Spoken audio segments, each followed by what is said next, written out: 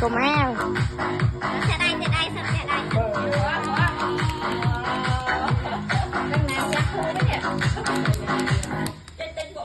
Rồi đi bay.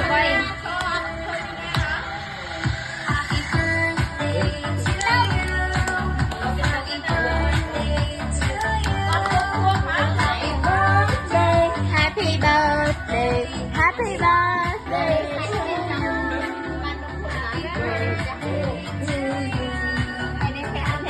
Ê, cùng ăn, lông mình ăn nó nóc, lông mình lót.